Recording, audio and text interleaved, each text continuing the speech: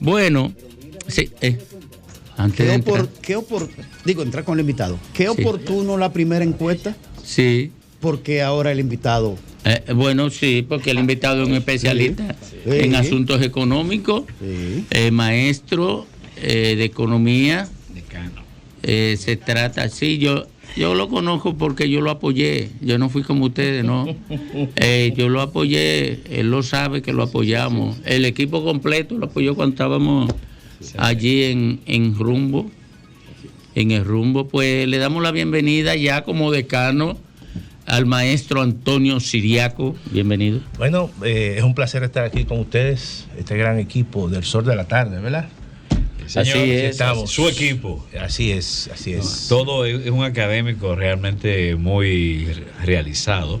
Creo que es uno de los mejores académicos que tiene la UASO. Y además comunica bien un sector tan áspero como en los temas económicos. Bueno, definitivamente usted puede postularse aquí. Bueno.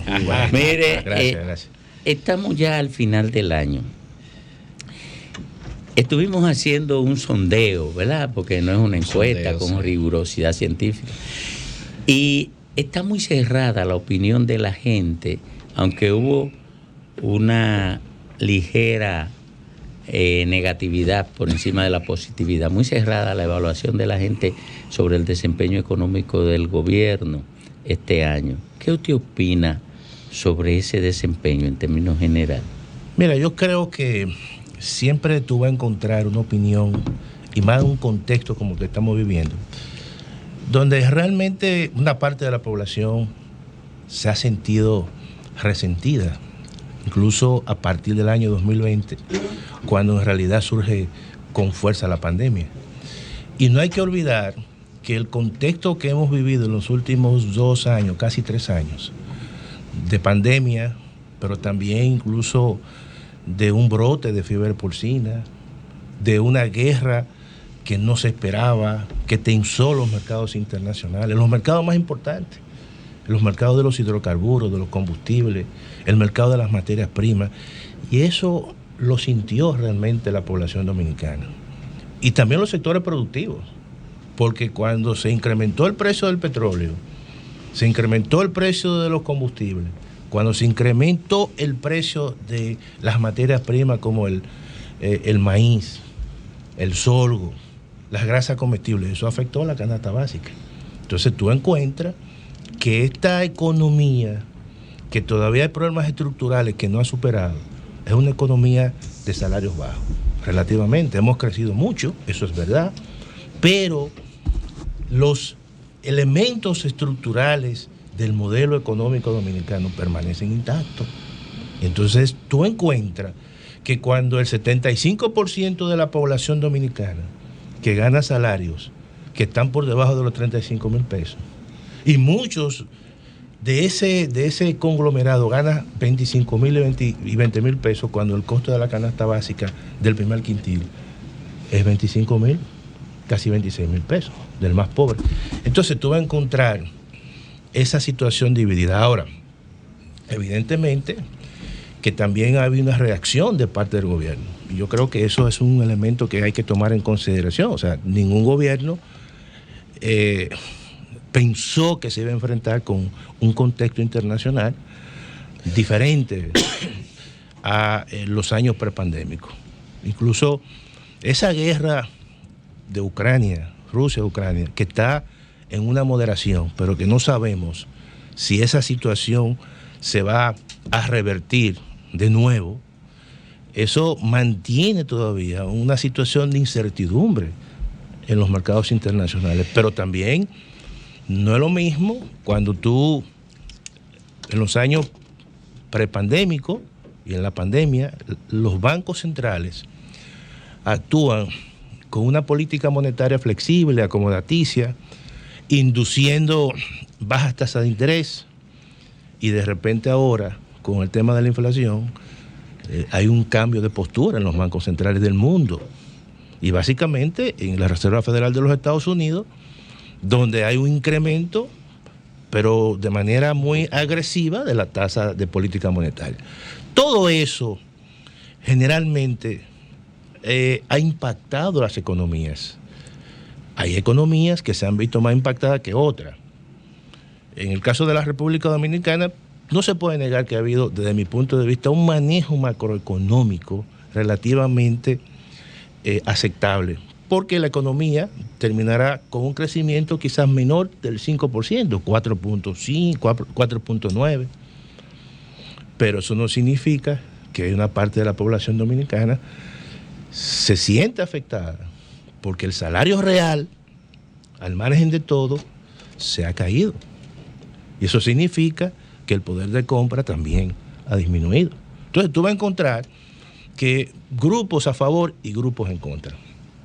Pero esa es la realidad hasta ahora que ha vivido la economía y que está viviendo la economía dominicana. Antonio, el tema de la inflación. El gobierno ha anunciado que va en una pendiente descendiente. ¿Qué tan descendiente y cómo tú mides o juzgas la conducta que en términos inflacionarios hemos vivido este año? Y ya dijiste algo acerca de el empleo y la capacidad adquisitiva del peso, pero me gustaría que ampliáramos un poquito más sobre el tema de la inflación. Mira, la inflación, los precios y más en mercados como son en la República Dominicana, suben muy rápido, pero cuando bajan son lentos. Y esa es la historia. Entonces, los bancos centrales, y básicamente el Banco Central de la República Dominicana, a partir del 2012, crea lo que es la meta de inflación, que asume que va a mantener durante un año una inflación que no en promedio que sea un 4%, como mucho un 5%, y en el piso, en la parte más baja, un 3%. Eso, en cierta manera, los bancos centrales lo utilizan como para anclar las expectativas, como, mira, tú tienes que creerme y que yo voy a hacer todo lo que está a mi alcance por mantener esos niveles de inflación. ¿Qué ocurre? Que hoy en día eso no está ocurriendo. La inflación interanual, el último dato que da el Banco Central es 7.58. 7.58. Cuando la inflación meta al promedio, mes de noviembre. Claro, es un 4%. O sea que claro, está duplicado. Pero claro, viene de un 9, casi un 10. Pero fíjate lo lento que es esa situación. Y incluso hasta el próximo año, si la situación se mantiene, es que puede haber un proceso de convergencia. De lo contrario, proceso de convergencia hacia la meta de inflación. Okay. Es decir, ese 4... Lo teórico con lo real. Exactamente. Lo que tú te trazas con la realidad que se puede presentar en ese momento. Pero ¿qué ocurre con el tema de la inflación? Nosotros no podemos ver la inflación solamente a nivel macroeconómico. La inflación tú tienes que verla en función de cómo están ordenados los mercados en la República Dominicana. Por ejemplo, el mercado de los combustibles. Ese es quizás uno de los mercados más ricos que hay. ¿Cuántos participan en ese mercado? ¿Cuántos ofertantes participan en ese mercado? 5, 6 que dominan eso. Y eso, claramente, en la medida que los mercados son concentrados, los márgenes que se manejan allí son muy grandes y no permiten que los precios realmente se depriman. Y esos son, cuando yo digo que son reformas estructurales que hay que enfrentar eso, porque nosotros no podemos estar diciendo que somos la economía que más crecemos durante los últimos 60 años.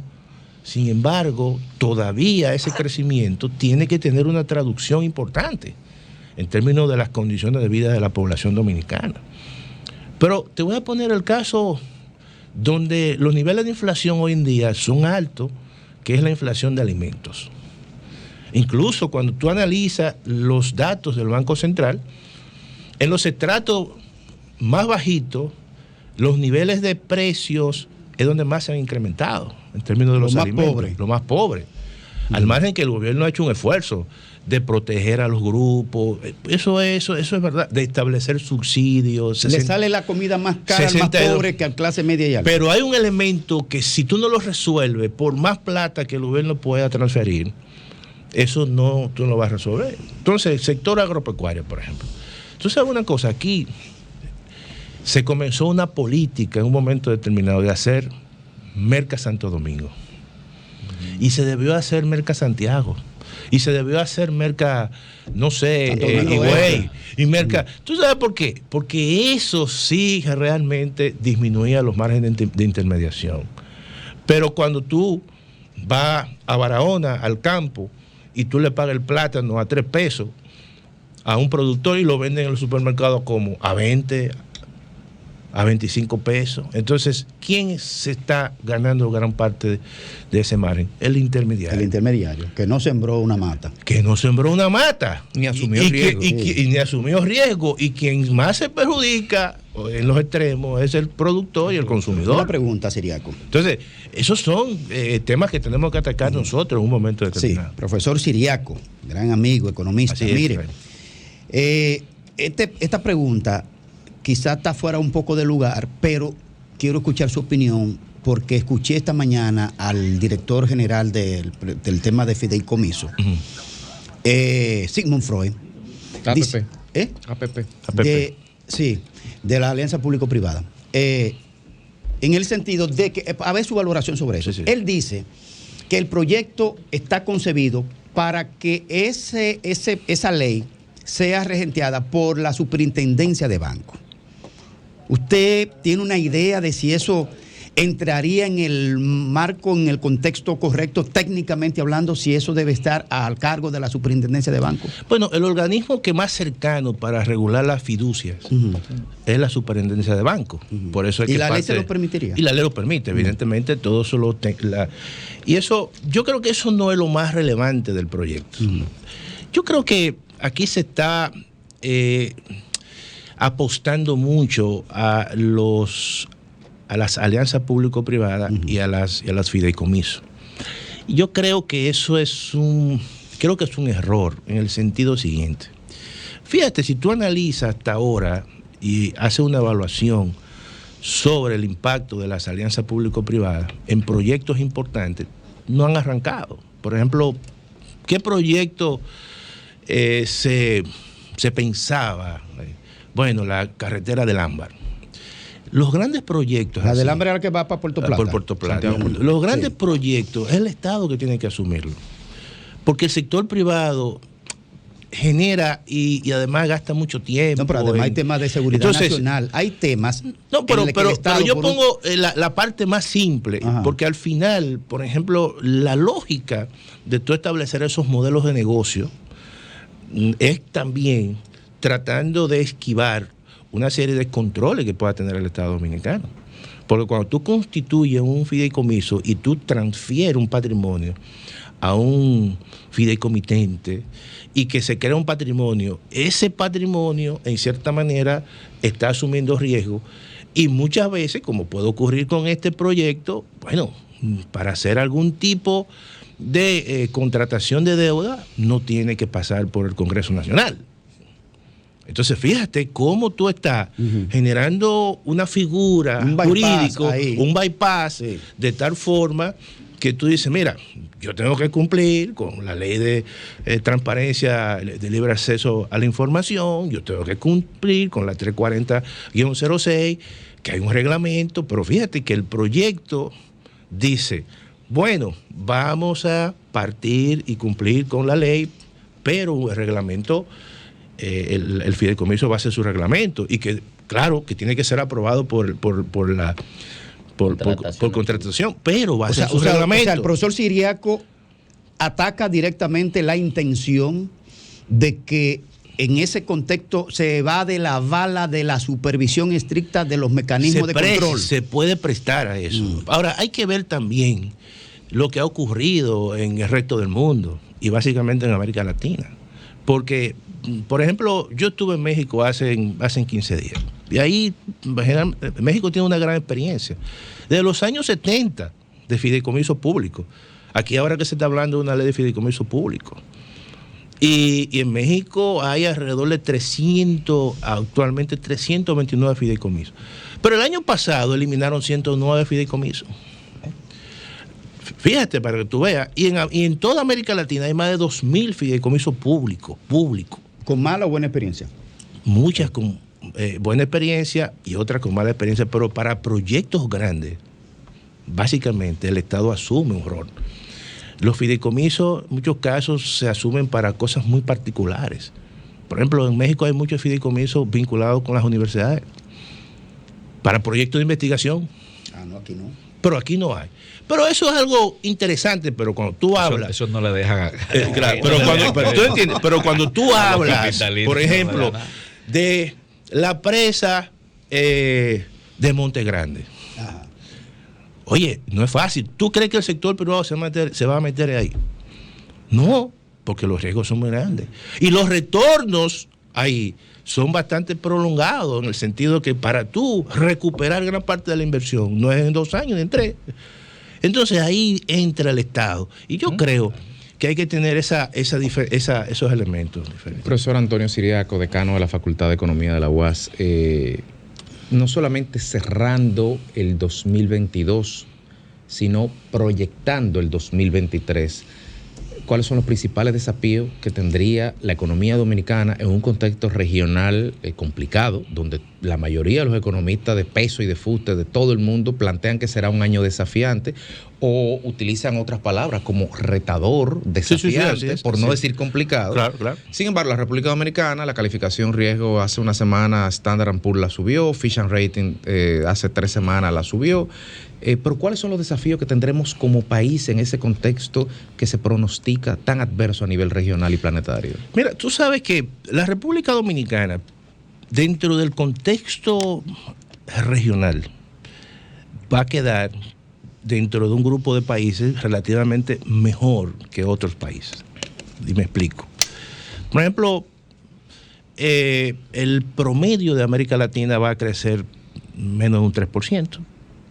Nosotros posiblemente estemos creciendo este año 4.9 o 4.8, porque el crecimiento del mes de noviembre fue muy bajo.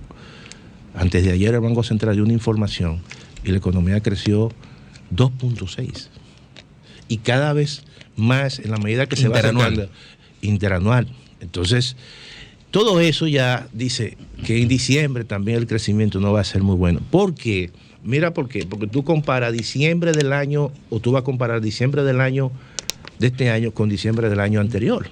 Como el año anterior se creció mucho en diciembre, entonces se espera que el crecimiento ahora va a ser bajo.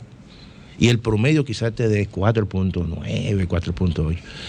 Entonces, si tú comparas ese 4.9 o 5, vamos a ponerle 5, con el crecimiento promedio de América Latina, tú dices, bueno, estamos en un grupo con Panamá y otros países y Guyana, que estamos en un grupo privilegiado. Ahora, cuando tú comparas a la República Dominicana, su crecimiento con su crecimiento histórico, entonces tú dices, espérate, nosotros no estamos creciendo a la tasa que debemos de crecer, que es el crecimiento potencial. ¿Qué es el crecimiento potencial para que la gente entienda? Es aquel crecimiento que te absorbe la cantidad de trabajadores que entran al mercado de trabajo. Si al mercado de trabajo el próximo año van a entrar 120,000 personas jóvenes, nuevas, el 5% te lo absorbe. Entonces es un crecimiento potencial. Ahora, si crece menos de ahí, ¿qué ocurre? Que no te va a absorber los 120,000. Te va a dejar 20,000 o 25,000 o 30,000 y la tasa de desempleo se va incrementando. Entonces, ese es el gran reto que tiene la economía dominicana. Contra sí misma. Próximo año, por ejemplo, cuando tú observas lo que el gobierno incluso oficialmente proyectó y que está sustentado en el presupuesto del año 2023, vamos a crecer un 4.5, por debajo del crecimiento histórico potencial. Aquí hay en la economía dominicana hay varios números mágicos que ustedes siempre van a escuchar a los economistas. El crecimiento potencial del 5%. Y casi siempre cuando los trabajadores y los empresarios se reúnen en el comité de trabajo, el incremento de salario siempre es un 15%. Eso es así. Eso no ha dañado la economía. tú oyes a los empresarios, no, que se va a generar desempleo. No es verdad, todo lo contrario. Ahora, eso es un reto que tiene la economía dominicana, de mantener mínimamente un crecimiento en el 4%, que es un crecimiento en un contexto para el próximo año con economía como la China, que va a crecer un 3% de la economía norteamericana, que está prácticamente... ¿Un crecimiento real, Ciriaco? Sí. ¿Un crecimiento real? No. ¿O de endeudamiento? No, ahí voy, porque ya eso es otra cosa. Por ejemplo, ya el endeudamiento, que es otro problema estructural que tiene la economía dominicana. Por ejemplo, este año, el 27% del gasto del presupuesto, eso va a la base de desembolso de recursos externos. Financiado externamente. Casi el 30%. Sí, con deuda. Sí, o sea, y esos son datos oficiales. Entonces, eso es un problema que tiene la economía dominicana, porque nuestro sistema tributario no es un sistema robusto. No es el sistema robusto que requiere este tipo de economía. Entonces, el endeudamiento va a estar siempre presente. Ahora, que yo diga que la deuda es un 60%, eso está bien. Eso puede ser un dato. Lo más preocupante es que los intereses que tú tienes que pagar todos los años, que aquí se paga más intereses que la inversión pública. Eso es grave. Entonces, eso le quita capacidad a los gobiernos de hacer política pública de desarrollo. Eso es grave. Entonces, el próximo año nosotros vamos a estar pagando casi un 3% del PIB en intereses, casi un 23% de los ingresos que vamos a recibir en intereses, y la inversión pública no llega al 3%, a 2 puntos y algo. Entonces, eso es un problema que el gobierno tendrá que cambiar esa lógica, porque si hay algo clarísimo que tiene que tener el gobierno para el próximo año es invertir mucho, gastar mucho en infraestructura. ¿Por la reelección? No es por la reelección, sino para que la economía pueda dinamizarse, porque si no va a ser peor. No, y además porque el sector privado está ralentizado por la tasa de interés tan alta. Tú vas ahora mismo a buscar un préstamo para una no sé, un emprendimiento. Tú te echas para atrás, tú dices, espérate. Tú lo piensas porque tus expectativas han cambiado. De hecho, me estoy por asociar con Domingo en un proyecto. Yo no me asocio con periodistas. Ya no vamos. Ya. Gracias, Antonio. No. Muchísimas gracias. No, ustedes saben. Estamos siempre. Sol 106.5, con la mayor variedad de contenido, información, entretenimiento e interacción en una sola estación. Cobertura total, disponible para ti en la radio y en las plataformas digitales. Somos Sol 106.5, la más interactiva.